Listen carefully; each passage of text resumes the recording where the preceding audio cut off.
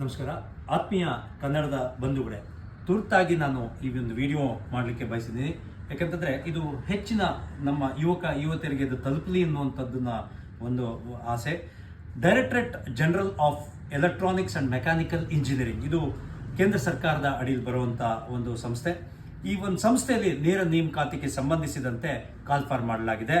ಈ direct ರಿಕ್ರೂಟ್ಮೆಂಟ್ಗೆ C ಮತ್ತು D ಗುಂಪಿನ ಹುದ್ದೆಗಳಿಗೆ ಕಾಲ್ ಫಾರ್ ಮಾಡಲಾಗಿದೆ. ಇದು ಉತ್ತರ ಪ್ರದೇಶ, ಮಧ್ಯಪ್ರದೇಶ, ಡೆಲ್ಲಿ, ಜಮ್ಮು ಅಂಡ್ ಕಾಶ್ಮೀರ್, ವೆಸ್ಟ್ ಬೆಂಗಾಲ್, ಮಹಾರಾಷ್ಟ್ರ, ಗುಜರಾತ್ ಮತ್ತು ಕರ್ನಾಟಕದ ಬೆಂಗಳೂರಿನಲ್ಲೂ ಕೂಡ ಈ ಹುದ್ದೆಗಳಿಗೆ ಕಾಲ್ ಫಾರ್ ಮಾಡಲಾಗಿದೆ. ಆದರೆ ಒಂದು ಸಂಗತಿ ಏನಂತಂದರೆ, ಇದು ಬೇರೆ ರಾಜ್ಯದ ನ್ಯೂಸ್ ಪೇಪರ್ಗಳಲ್ಲಿ ಇದು ಪ್ರಕಟಣೆಗೊಂಡಿದೆ.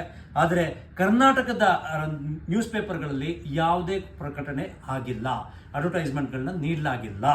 ಹಾಗಾಗಿ ಇಲ್ಲಿ ಹೊರ ರಾಜ್ಯದವ್ರಿಗೆ ಬೆನಿಫಿಟ್ ಮಾಡುವಂಥ ಒಂದು ಯೋಜನೆ ಇಲ್ಲ ಆಗಿದೆ, ಹುನ್ನಾರ ನಡೀತಾ ಇದೆ. ಇದ್ರದ್ದು ವಿರುದ್ಧ ಕೂಡ ನಾವೀಗಾಗಲೇ ನಾವು ಕನ್ನಡ ಪರ ಸಂಘಟನೆಗಳ ಒಂದು ಸಹಕಾರದೊಂದಿಗೆ ನಾವು ಡಾಕ್ಟರ್ ಪುರುಷೋತ್ತಮ್ ಬಿಳಿಮಲೆ, ಅಧ್ಯಕ್ಷರು ಕನ್ನಡ ಅಭಿವೃದ್ಧಿ ಪ್ರಾಧಿಕಾರ, ಅವರಿಗೆ ದೂರನ್ನ ನಾವು ಕೊಟ್ಟಿದ್ದೀವಿ. ಈ ನೇಮಕಾತಿಗೆ ಸಂಬಂಧಿಸಿದಂತೆ ಒಟ್ಟು ಬೆಂಗಳೂರಿನಲ್ಲಿ 515 ಭೂ ಕಾರ್ಯಾಗಾರ ಏನಿದೆ, ಅದರದ್ದು ಆರ್ಮಿ ಬೇಸ್ಡ್ ವರ್ಕ್ಶಾಪ್, ಇಲ್ಲಿ ಒಟ್ಟು 49 ಹುದ್ದೆಗಳು ಕಾಲ್ ಫಾರ್ ಮಾಡಲಾಗಿದೆ. ಅಲ್ಸೂರ್ನಲ್ಲಿರುವಂಥದ್ದು ಎಷ್ಟೋ ಜನಕ್ಕೆ ಇದ್ರ ಬಗ್ಗೆ ಈ ಒಂದು ಸಂಸ್ಥೆ ಇದೆ ಅನ್ನೋದೇ ಗೊತ್ತಿರಲ್ಲ ಯುವತಿಯರಿಗೆ. ಇಲ್ಲಿ draughtsman, stenographer, store keeper, fireman, electrical, highly skilled fitter, welder, tin and copper Smith, ಈ ಎಲ್ಲ ಒಟ್ಟು 49 ಹುದ್ದೆಗಳು ಕಾಲ್ ಫಾರ್ ಮಾಡಲಾಗಿದೆ. ಆದರೆ ಯಾವುದೇ ಸ್ಥಳೀಯ ಪತ್ರಿಕೆಗಳಲ್ಲಿ ಇದು ಪ್ರಕಟಣೆಗೊಂಡಿರುವುದಿಲ್ಲ. ಇದರಿಂದ ಏನಾಗ್ತದೆ, ನಮ್ಮ ಕನ್ನಡದ ಯುವತಿಯರಿಗೆ ಅವ್ರಿಗೆ ಉದ್ಯೋಗ ಸಿಗೋದ್ರ ಕಡೆಯಿಂದ ಮಾಹಿತಿ ಸಿಗದೆ ಅವರು ಈ ಉದ್ಯೋಗದಿಂದ ವಂಚಿತರಾಗುವಂಥ ಸಾಧ್ಯತೆಗಳಿರ್ತದೆ.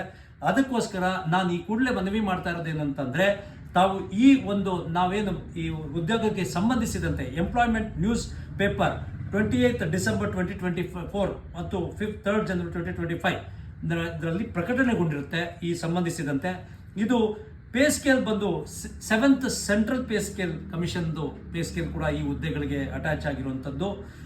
ಇನ್ನು 21 ದಿನಗಳಲ್ಲಿ ಇದನ್ನು ಅಪ್ಲೈ ಮಾಡಬೇಕು ಅನ್ನೋಂಥ ಕೂಡ ಸೂಚಿಸಿದರೆ, ಆದರೆ ನಮ್ಮ ಯಾವುದೇ ದಿನಪತ್ರಿಕೆಗಳಲ್ಲಿ ಅದು ಪ್ರಕಟಣೆಗೊಂಡಿಲ್ಲದೆ ಇರೋದ್ರಿಂದ ನಮ್ಮ ಯುವತಿಯರು ಅವಕಾಶ ವಂಚಿತರಾಗುವಂಥ ಒಂದು ಸಮಸ್ಯೆ ಉದ್ಭವ ಆಗಿದೆ. ಆ ನಿಟ್ಟಿನಲ್ಲಿ ನಾನು ನಿಮ್ಮಲ್ಲಿ ಮನವಿ ಮಾಡ್ಕೊಳ್ತಾ ಇರೋದೇನಂತಂದರೆ, ಈ ಎಂಪ್ಲಾಯ್ಮೆಂಟ್ಗೆ ಸಂಬಂಧಿಸಿದಂತೆ ನಮ್ಮ ಕರ್ನಾಟಕ ವಿದ್ಯಾರ್ಥಿ ಕೂಟದ ಫೇಸ್ಬುಕ್ ಪೇಜ್ನಲ್ಲಿ ಮತ್ತು ನನ್ನ ಡಿಸ್ಕ್ರಿಪ್ಷನ್, ಈ ವಿಡಿಯೋದ ಡಿಸ್ಕ್ರಿಪ್ಷನ್ ಬಾಕ್ಸ್ನಲ್ಲಿ ಈ ಎಲ್ಲ ಲಿಂಕ್ಗಳನ್ನ ನಾವು ಶೇರ್ ಮಾಡಿರ್ತೀವಿ. ದಯಮಾಡಿ ಇದು ಹೆಚ್ಚಿನ ಯುವತಿಯರಿಗೆ ಇದು ತಲುಪುವಂಥ ಕೆಲಸ ತಾವು ಮಾಡಬೇಕು ಅಂತ ನಾನು ವಿನಯಪೂರ್ವಕವಾಗಿ ಮನವಿ ಮಾಡ್ತಾ ಇದ್ದೀನಿ.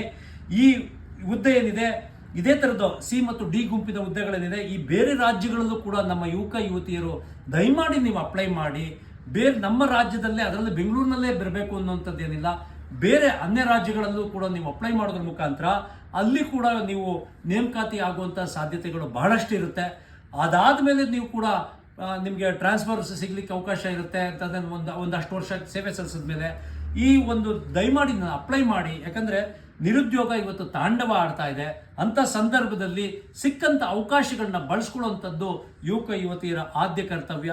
ಕನ್ನಡ ಪರ ಸಂಘಟನೆಗಳು ಏನೇನೋ ವಿಚಾರಗಳನ್ನ ಶೇರ್ ಮಾಡಬಹುದು. ನಮ್ಮ ರಾಜ್ಯದ ಯುವತಿಯರಿಗೆ ಅನುಕೂಲ ಆಗುವಂಥ ಇಂಥ ಉತ್ತಮ ವಿಡಿಯೋಗಳನ್ನ ದಯಮಾಡಿ ಶೇರ್ ಮಾಡಿ. ಈ ಮಾಹಿತಿ ತಲುಪುವಂಥ ಕೆಲಸ ನಾವು ಮಾಡಬೇಕಾಗಿದೆ. ಯಾಕೆಂತಂದರೆ ಆ ಹುದ್ದೆಗಳಿಗೆ ಅಪ್ಲೈ ಮಾಡೋದ್ರ ಮುಖಾಂತರ ಅವರು ಕೂಡ ಅವ್ರ ಬದುಕನ್ನು ಅವರು ರೂಪಿಸ್ಕೊಳ್ಳೋಕ್ಕೆ ಸಾಧ್ಯ ಆಗುತ್ತೆ ನಿಮ್ಮೊಂದು ಶೇರ್ ಮಾಡೋದ್ರ ಮುಖಾಂತರ.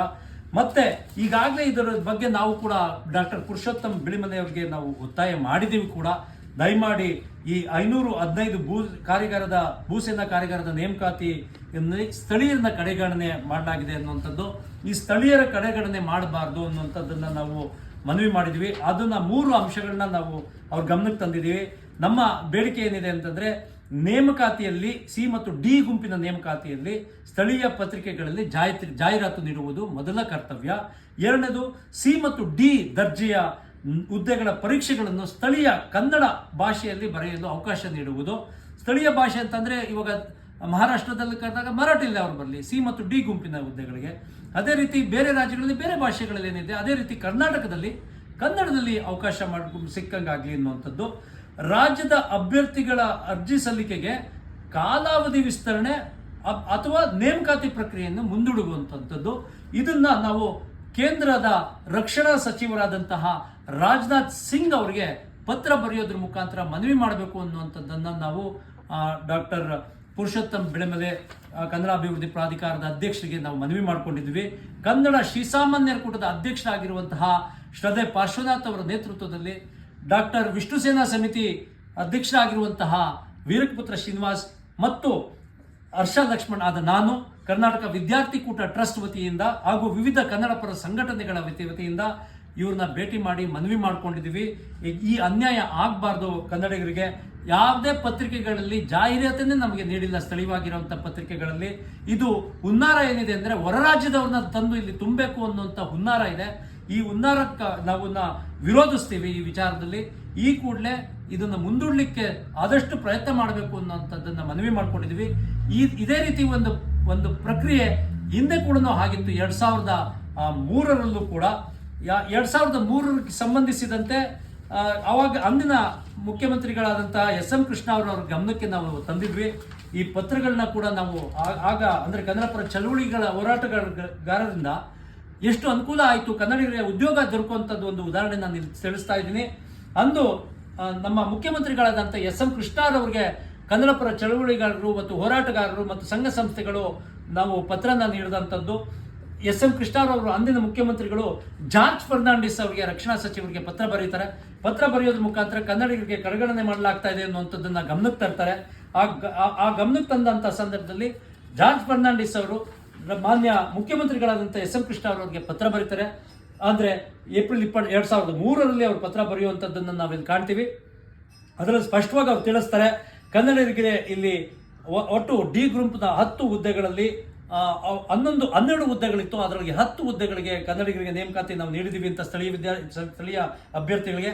ಅದೇ ರೀತಿ ಸಿ ಗುಂಪಿನ 101 ವೇಕೆನ್ಸಿಗಳಲ್ಲಿ ಒಟ್ಟು 62 ಜನರಿಗೆ ಲೋಕಲ್ ಕ್ಯಾಂಡಿಡೇಟ್ಸ್ಗೆ ನಾವು ನೀಡಿದ್ದೀವಿ ಅನ್ನುವಂಥದ್ದನ್ನು ಅವರು ಪತ್ರದ ಮುಖಾಂತರ ತಿಳಿಸಿರುವಂಥದ್ದು. ಅದರಲ್ಲಿ ಮತ್ತೊಂದು ಮನವಿ ಮಾಡಿಕೊಂಡಿದ್ವಿ. ಈ ನೇಮಕಾತಿ ಪ್ರಕ್ರಿಯೆಯಲ್ಲಿ ಕನ್ನಡ ಅಭಿವೃದ್ಧಿ ಪ್ರಾಧಿಕಾರದ ನಾಮನಿರ್ದೇಶಿತ ಸದಸ್ಯರು ಅಥವಾ ಒಬ್ಬರು ಸದಸ್ಯರನ್ನ ಆ ನೇಮಕಾತಿ ಪ್ರಕ್ರಿಯೆಯಲ್ಲಿ ಒಬ್ಬರು ಇರಬೇಕು ಅನ್ನುವಂಥದ್ದನ್ನ ಕೂಡ ಮನವಿ ಮಾಡಿಕೊಂಡಿದ್ವು ಕೂಡ. ಆಗಿನ ಕನ್ನಡ ಪರ ಸಂಘಟನೆಗಳು ಬಹುತೇಕರು ಅಂದನ್ನ ರಾಜಕಾರಣಿಗಳು ಇದಕ್ಕೆ ಸಂಬಂಧಿಸಿದಂತೆ ನಮ್ಮೊಂದಿಗೆ ಕೈ ಜೋಡಿಸಿದ್ರು. ಅದರಲ್ಲಿ ಸಿ.ಕೆ. ಜಾಫರ್ ಶರೀಫ್ ಅವರು ಆಗಿನ ಲೋಕಸಭಾ ಸಂಸದರು, ಅವರು ಕೂಡ ಪತ್ರ ಬರೆದಿದ್ದಾರೆ ಆಗಿನ ರಕ್ಷಣಾ ಸಚಿವರಿಗೆ. ಮತ್ತು ಜಗದೀಶ್ ಶೆಟ್ಟರ್ ಅವರು ಕೂಡ ಇದೇ ತರ ಒಂದು 2001ರಲ್ಲಿ ಆಗಿನ ಡಿಫೆನ್ಸ್ ಮಿನಿಸ್ಟರ್ ಆಗಿದ್ದಂತಹ ಜಸ್ವಂತ್ ಸಿಂಗ್ ಅವ್ರಿಗೂ ಕೂಡ ಪತ್ರ ಬರೆದಿರುವಂಥದ್ದು ನಾನು ಇಲ್ಲಿ ತೋರಿಸ್ತಾ ಇರುವಂಥದ್ದು. ಯಾವ ರೀತಿ ಕನ್ನಡ ಪರ ಚಳವಳಿಗಾರರಿಂದ ಮತ್ತು ಹೋರಾಟಗಾರರಿಂದ ಇದು ಕನ್ನಡಿಗರಿಗೆ ಅವಕಾಶ ಸಿಕ್ಕಿತು ಅನ್ನುವಂಥದ್ದು. ಹಾಗೆ ಬಸವರಾಜ್ ಪಾಟೀಲ್ ಸೇಡಂ ಅಧ್ಯಕ್ಷರು ಭಾರತೀಯ ಜನತಾ ಪಾರ್ಟಿ ಕರ್ನಾಟಕ, ಅವರು ಕೂಡ ಪತ್ರ ಬರೆದಿರುವಂಥದ್ದು 2001ರಲ್ಲಿ ನಾವು ಕಾಣ್ತಾ ಇರುವಂಥದ್ದು. ಸಿ ಮತ್ತು ಡಿ ಗ್ರೂಪಿನ ಹುದ್ದೆಗಳಿಗೆ ಸ್ಥಳೀಯರಿಗೆ ಆದ್ಯತೆ ನೀಡಬೇಕು ಅಂತ. ಡಾಕ್ಟರ್ ಬರ್ಗೂರ್ ರಾಮಚಂದ್ರಪ್ಪ ಅಂದರೆ ವಿವಿಧ ಕ್ಷೇತ್ರದವರು ಕೂಡ ಪತ್ರ ಬರೆದಿರುವಂಥ ಆಗಿನ ಕನ್ನಡ ಅಭಿವೃದ್ಧಿ ಪ್ರಾಧಿಕಾರದ ಅಧ್ಯಕ್ಷರಾಗಿದ್ದಂತಹ ಡಾಕ್ಟರ್ ಬರ್ಗೂರ್ ರಾಮಚಂದ್ರಪ್ಪ ಅವರು ಕೂಡ ಅಂದಿನ ರಕ್ಷಣಾ ಸಚಿವರಾದಂಥ ಜಾರ್ಜ್ ಫರ್ನಾಂಡಿಸ್ ಅವರಿಗೆ ಪತ್ರ ಬರೆದಿರುವಂಥದ್ದನ್ನು ನಾವು ಕಾಣ್ತಾ ಇದ್ದೀವಿ. ಹಾಗೆ ಬೆಂಗಳೂರು ನಗರ ಜಿಲ್ಲಾ ಕನ್ನಡ ಸಾಹಿತ್ಯ ಪರಿಷತ್ತು ಅಂದಿನ ಅಧ್ಯಕ್ಷರಾಗಿದ್ದಂತಹ ಕೋವೆಂ ರಾಮಕೃಷ್ಣೇಗೌಡ ಅವರು ಕೂಡ ಪತ್ರ ಬರೆದಿರುವಂಥದ್ದನ್ನು ನೀವು ಕಾಣ್ತೀರಾ. ಅಲ್ಲಿನ ಬ್ರಿಗೇಡಿಯರ್ ಅವರಿಗೆ ಕರ್ನಾಟಕ ರಾಜ್ಯ ರಸ್ತೆ ಸಾರಿಗೆ ಸಂಸ್ಥೆ ಕೇಂದ್ರ ಕನ್ನಡ ಕ್ರಿಯಾ ಸಮಿತಿ ಕೂಡ ವಾಚ ಚೆನ್ನೇಗೌಡರು ಆ ಕಾರ್ಯಾಧ್ಯಕ್ಷರು, ಅವರು ಕೂಡ ಪತ್ರ ಬರೆದಿರುವಂಥದ್ದನ್ನು ನೀವು ನೋಡ್ತಾ ಇದ್ದೀರಾ. ಮತ್ತೆ ಬರ್ಗೂರ್ ರಾಮಚಂದ್ರಪ್ಪ ಅವರು ಕೂಡ ಬ್ರಿಗೇಡಿಯರ್ ಅವ್ರಿಗೂ ಕೂಡ ಒಂದು ಪತ್ರ ಬರೀತಾರೆ, ಆಗಿನ ಬ್ರಿಗೇಡಿಯರ್ ಆಗಿದ್ದಂತಹ ವೇಣುಗೋಪಾಲ್ ಅವರಿಗೆ ಕೂಡ. ಮತ್ತು ಅದೇ ರೀತಿ ಅನೇಕ ಕನ್ನಡ ಪರ ಸಂಘ ಸಂಸ್ಥೆಗಳು ಕೂಡ ಈ ಒಂದು ಪ್ರಕ್ರಿಯೆಯಲ್ಲಿ ತೊಡಗಿಸ್ಕೊಂಡಿದ್ರು. ಅದರಲ್ಲಿ ಅಖಿಲ ಕರ್ನಾಟಕ ಕನ್ನಡ ಕಣ್ಮಣಿ ಡಾಕ್ಟರ್ ರಾಜ್ಕುಮಾರ್ ಸಾಂಸ್ಕೃತಿಕ ಸಂಸ್ಥೆ ನೋಡಿ, ಎಂತ ಅತ್ಯುತ್ತಮ ಕೆಲಸ ಕನ್ನಡ ಪರ ಚಳವಳಿಗಾರರಿಂದ ಆಗಿರುವಂತದ್ರಿಂದ ನಮಗೆ ಉದ್ಯೋಗ ಯುವಕರಿಗೆ ಸಿಕ್ಕಲಿಕ್ಕೆ ಅವಕಾಶ ಆಯಿತು. ಕರ್ನಾಟಕ ಕ್ಯಾಥೋಲಿಕ್ ಕ್ರೈಸ್ತರ ಕನ್ನಡ ಸಂಘ ಅವರು ಕೂಡ ಈ ಒಂದು ಪತ್ರನ ಬರೆದಿರುವಂಥದ್ದು ಬ್ರಿಗೇಡಿಯರ್ ವೇಣುಗೋಪಾಲ್ ಅವರಿಗೆ. 515 ಭೂಸೇನಾ ಕಾರ್ಯಾಗಾರದ ಬ್ರಿಗೇಡಿಯರ್ ಅವ್ರಿಗೂ ಕೂಡ ಪತ್ರ ಬರೆದಿರುವಂಥದ್ದು. ಅದೇ ರೀತಿ ಭಾರತ್ ಎಲೆಕ್ಟ್ರಾನಿಕ್ಸ್ ಲಿಮಿಟೆಡ್ ಅವ್ರಿಗೂ ಕೂಡ ಅಲ್ಲಿ ನೇಮಕಾತಿ ಆಗಂತ ಸಂದರ್ಭದಲ್ಲೂ ಕೂಡ ಒತ್ತಾಯ ತಂದಾಗ ಅವರು ಕೂಡ ಅವರ ಒಂದು ನೇಮಕಾತಿ ಪ್ರಕ್ರಿಯೆಯಲ್ಲಿ ಒಬ್ಬರು ಕನ್ನಡ ಅಭಿವೃದ್ಧಿ ಪ್ರಾಧಿಕಾರದ ಸದಸ್ಯರನ್ನ ನೀವು ಕೊಟ್ಟಂತ ಸಂದರ್ಭದಲ್ಲಿ ಅವ್ರನ್ನು ಕೂಡ ನೇಮಕಾತಿ ಪ್ರಕ್ರಿಯೆಯ ಇದರೊಳಗೆ ಪಟ್ಟಿಯಲ್ಲಿ ಅವ್ರನ್ನ ಸಮಿತಿಯಲ್ಲಿ ಹಾಕೊಳ್ತೀವಿ ಅನ್ನುವಂಥದ್ದನ್ನ ಭಾರತ್ ಎಲೆಕ್ಟ್ರಾನಿಕ್ಸ್ ಲಿಮಿಟೆಡ್ ಅವರು ಕೂಡ ನೀಡಿರುವಂಥದ್ದು. ಅನೇಕ ದಿನಪತ್ರಿಕೆಗಳು ಅಂದು ವರದಿ ಮಾಡಿರುವಂಥದ್ದು ನೀವು ಕಾಣ್ತೀರಾ. 2002ರಲ್ಲಿ ಭೂಸೇನಾ ನೇಮಕಾತಿಯಲ್ಲಿ ಕನ್ನಡಿಗರಿಗೆ ಕಡೆಗಣನೆ ಖಂಡನೆ ಅನ್ನುವಂಥದ್ದು ಪ್ರಜಾವಾಣಿಯಲ್ಲಿ ಪ್ರಕಟಣೆಗೊಂಡಿದ್ರೆ, ಅದೇ ರೀತಿ ಟೈಮ್ಸ್ ಆಫ್ ಇಂಡಿಯಾದಲ್ಲೂ ಕೂಡ ಪ್ರಕಟಣೆಗೊಂಡಿದೆ. ಎಕ್ಸಾಮ್ ಪಾಲಿಸಿ ಫ್ಲೈಡ್ ಅನ್ನುವಂಥದ್ದು ಕೂಡ ಟೈಮ್ಸ್ ಆಫ್ ಇಂಡಿಯಾದಲ್ಲಿ ನಾವು ಕಾಣ್ತೀವಿ. ಹಾಗೆ ಈ ಸಂಜೆ ಪತ್ರಿಕೆಗಳಲ್ಲೂ ಕೂಡ ಇಲ್ಲಿ ಲಗತ್ತಿಸಲಾಗಿದೆ. ಕನ್ನಡಿಗರಿಗೆ ಅನ್ಯಾಯ, ಅನಂತಮೂರ್ತಿ ಅವರು ಭೂಸೇನಾ ಕಾರ್ಯಾಗಾರದಲ್ಲಿ ಅನ್ಯ ಭಾಷೆ ಪರೀಕ್ಷೆ ಮತ್ತು ಇದಕ್ಕೆ ಸಂಬಂಧಿಸಿದಂತೆ ಕೊಟ್ಟಿರುವಂಥದ್ದು ಈ ಹಿಂದೆ. ಕನ್ನಡಪ್ರಭ ದಿನಪತ್ರಿಕೆಗಳಲ್ಲೂ ಕೂಡ ಪ್ರಕಟಣೆಗೊಂಡಿರುವಂಥದ್ದು. ಕೇಂದ್ರ ಸರ್ಕಾರಕ್ಕೂ ಕನ್ನಡ ಪರೀಕ್ಷೆ ಅನಂತ್, ಹೀಗೆ ಅನೇಕರು the Times of India CM rise to George ಅನ್ನುವಂಥದ್ದನ್ನ ಸ್ಪೆಸಿಫಿಕ್ ಆಗಿದೆ. ನಮ್ಮ ಹೋರಾಟಗಳು ಇತ್ತೀಚಿನ ದಿನಗಳಲ್ಲಿ ಒಂದು ಬದ್ಧತೆಯಿಂದ ಇರುವಂಥದ್ದು ನಾವು ಮಾಡಬೇಕಾಗಿದೆ. ಕನ್ನಡ ಯುವಕ ಯುವತಿಯರಾಗಿರ್ಬೋದು, ಕನ್ನಡ ಪರ ಸಂಘ ಸಂಸ್ಥೆಗಳಾಗಿರ್ಬೋದು, ಅಥವಾ ಚಳುವಳಿಗಾರರಾಗಿರ್ಬೋದು, ನಾವೆಲ್ಲ ಈ ಥರ ಕನ್ನಡದ ಯುವಕರಿಗೆ ಯುವತಿಯರಿಗೆ ಅನ್ಯಾಯ ಆಗುವಂಥ ಸಂದರ್ಭದಲ್ಲಿ ನಾವು ಈ ರೀತಿ ಹೋರಾಟಗಳಿಗೆ ಅಥವಾ ಒತ್ತಾಯ ತರುವಂಥ ಕೆಲಸ ನಾವು ನಮ್ಮ ಎಲ್ಲ ಕನ್ನಡ ಪರ ಸಂಘ ಸಂಸ್ಥೆಗಳು ಈ ಒಂದು ಕಾರ್ಯದಲ್ಲಿ ಕೈ ಜೋಡಿಸಲಿ ಅನ್ನುವಂಥದ್ದನ್ನು ನಾನು ಈ ಸಂದರ್ಭದಲ್ಲಿ ಮನವಿ ಮಾಡ್ಕೊಳ್ತಾ, ಈ ವಿಡಿಯೋ ಹೆಚ್ಚು ಜನರಿಗೆ ಶೇರ್ ಆಗಲಿ. ನಮಗೇನು ಅನ್ಯಾಯ ಆಗ್ತಾ ಇದೆ ನಿರಂತರವಾಗಿ ಇದು ಹೋಗಬೇಕು. ಯಾಕಂದರೆ ಕಳೆದ 10 ವರ್ಷದಿಂದ ಕಾಲ್ಫರ್ ಆಗಿರಲಿಲ್ಲ, ಈಗ ಅದು ಕಾಲ್ಫರ್ ಆಗಿರುವಂಥದ್ದು ಸಿ ಮತ್ತು ಡಿ ಗ್ರೂಪ್ದು. ಇದು ನೇರ ನೇಮಕಾತಿ. ಮತ್ತೊಮ್ಮೆ ಹೇಳ್ತಾ ಇದ್ದೀನಿ, ರಾಜ್ಯದ ಯುವಕ ಯುವತಿಯರು ಬೇರೆ ಅನ್ಯ ರಾಜ್ಯಗಳಲ್ಲೂ ಕೂಡ ಅಪ್ಲೈ ಮಾಡಿ ಈ ಒಂದು ಉದ್ಯೋಗ ಅವಕಾಶ ಸಿಕ್ಕಿರುವಂಥದ್ದನ್ನ ಕೈ ಚೆಲ್ಲುವಂಥದ್ದು ಬೇಡ. ಈ ವಿಡಿಯೋ ಏನಿದೆ ಅತಿ ಹೆಚ್ಚು ಜನರಿಗೆ ಶೇರ್ ಆಗಲಿ ಅನ್ನುವಂಥದ್ದು ನಾನು ಮನವಿ ಮಾಡ್ಕೊಳ್ತಾ ಇದ್ದೀನಿ.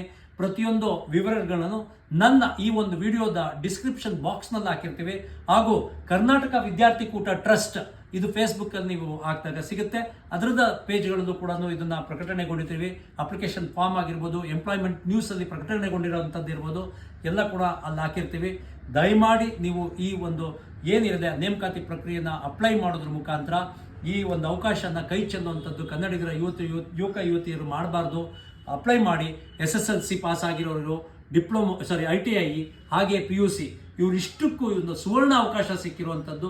ಇದು ಸದ್ಬಳಕೆ ಮಾಡ್ಕೊಳ್ಳಿ ಅಂತ ಈ ಸಂದರ್ಭದಲ್ಲಿ ಮನವಿ ಮಾಡ್ತಾ ನಾನು ಈ ವಿಡಿಯೋನ ಮುಕ್ತಾಯ ಮಾಡ್ತಾ ಇದ್ದೀನಿ. ನಾನು ಹರ್ಷ ಲಕ್ಷ್ಮಣ್, ಕರ್ನಾಟಕ ವಿದ್ಯಾರ್ಥಿ ಕೂಟದ ಪ್ರಧಾನ ಕಾರ್ಯದರ್ಶಿ, ನಿಮ್ಮೆಲ್ಲರಲ್ಲೂ ಆತ್ಮೀಯವಾಗಿ ಮನವಿ ಮಾಡ್ಕೊಳ್ತೀನಿ. ನಮಸ್ಕಾರ. ಜೈ ಹಿಂದ್, ಜೈ ಕರ್ನಾಟಕ ಮಾತು.